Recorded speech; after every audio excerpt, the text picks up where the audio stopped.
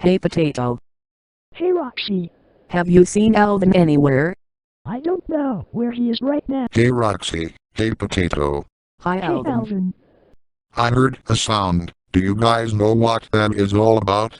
Yeah, it came from the kitchen. I think a rat is in there or something. What? There is no gosh darn rat here. I remember it being here. Well, it obviously isn't here, so where could it have come from? I think I know where. It's in there. The bathroom.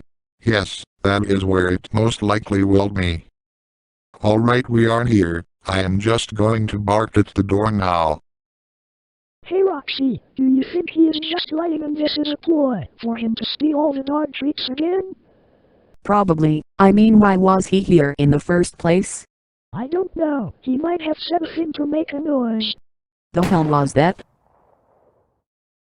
I don't know. It could be dangerous. Let's just get the hell out of here. I'm so glad to be out of there.